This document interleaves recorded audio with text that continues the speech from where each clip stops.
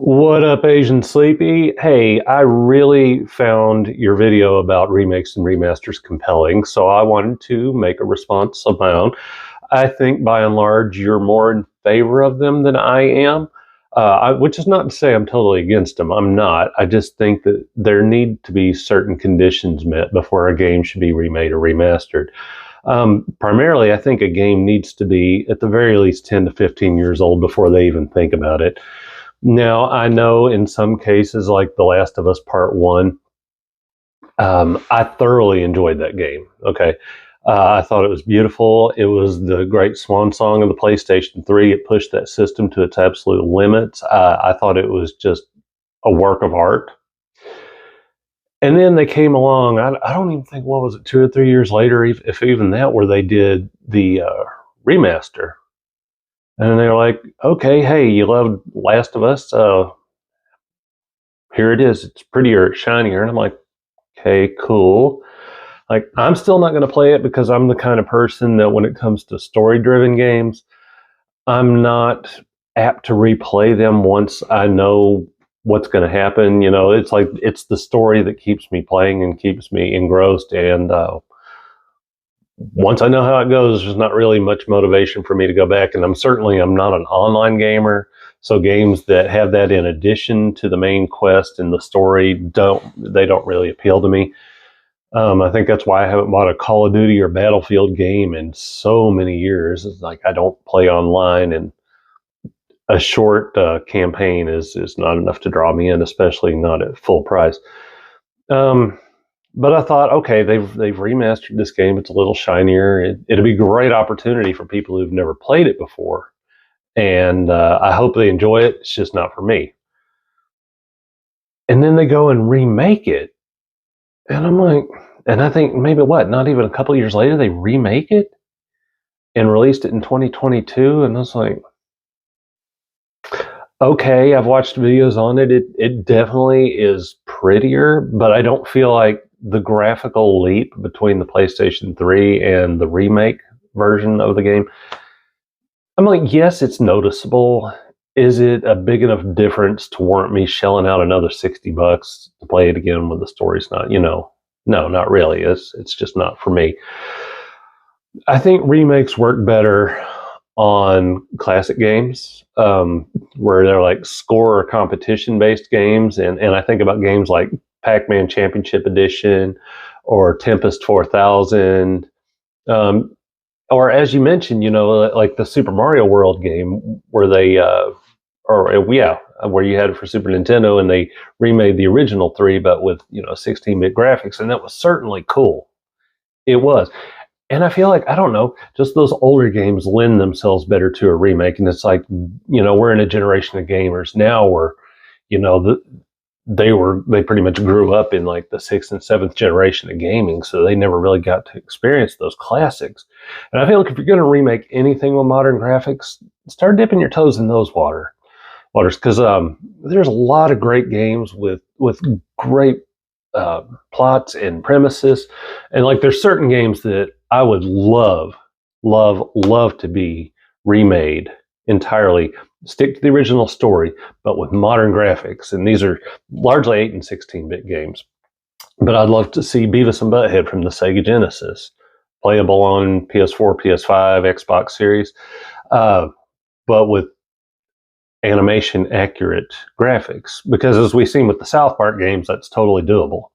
I think that would be cool. That game was fun. It had a fun story. It was raunchy and hilarious in the way that Beavis and Butthead were. I'd also like to see games like Booger Man. That's a lesser known hit on Sega Genesis, but it was a lot of fun. I'd like to see, and I'm going to go back to our Atari 2600 here. I would love to see a new Missile Command. Maybe where you're like on the ground view and you're seeing these missiles incoming and you get to like witness the carnage and the debris and the explosions and everything with modern graphics. That would be absolutely fantastic. And then there's some NES classics that largely flew under the radar back in the day. And I'm thinking of Shadowgate. I'm thinking of Deja Vu. I'm thinking of Tombs and Treasures, Battle of Olympus. Like, these are all games that would be spectacular and so much fun. I mean, they were back then, but with modern graphics, oh, forget about it. it'd be so much damn fun. Now, I've been screaming for years for a Tecmo Super Bowl remake, updated, modern graphics, modern rosters, and yeah, and I know that Electronic Arts has the NFL on lockdown, and it completely sucks. And but Tecmo Super Bowl was just one of my favorite all-time games back in the day. But if I had to pick one game to enjoy a remake or a remaster, I'm going The Haunting, starring Poltergeist on the Sega Genesis.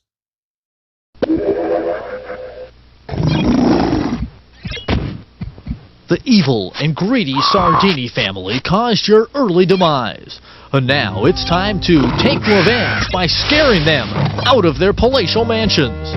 Activate supernatural objects to scare away the evil family members. Be aware of your limited supply of vital ectoplasm and the nasty ecto beasts that are out to get you. Don't be afraid of no ghosts with Haunting, starring Poltergeist from Electronic Arts.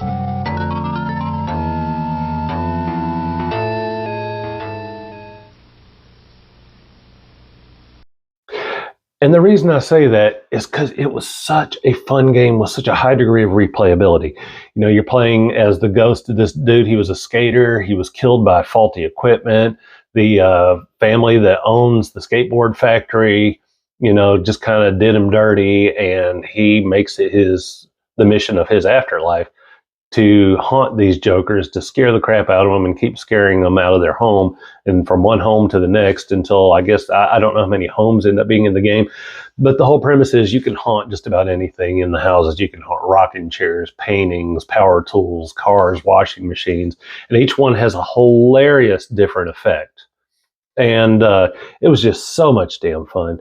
Like I said, they need to dip their toes in the waters of much older games. I think that's how you'd bring a lot of old heads like me back into the financial plans, because I realized my generation were not really the target demographic of game developers anymore. But I think if you started throwing us a bone, revisiting some of these 8 and 16-bit classics, man, we'd be all over it. And that's not to say that they don't, you know, like how many different iterations of Mortal Kombat we have we had, but I'm talking about like legitimate remakes, like even go back, remake the original Mortal Kombat, updated graphics, updated visuals. Now, there are certain games, I want to circle back around to what I said about games that, you know, once I finish the storyline, I'm not interested. Now, there's one exception to that comes to mind recently, and it was the Elder Scrolls and Skyrim Anniversary Edition. And I'm still going to buy that and replay it, even though I've played Skyrim so many times. But I'm going to replay it because it adds a whole lot of content. And that's my whole thing. If you're going to remake a story-driven game, add content to it. This version of the game, it includes Creator Club content, like all sorts of extra content. I'm told it's like hours and hours and hours of extra quests and extra things that you can do, places you can go, and things you can experience that weren't available in the initial Skyrim and the official DLCs. But they put it all like on. I start to say on disc anymore. That's a crapshoot. You never know if the game's even actually on the disc.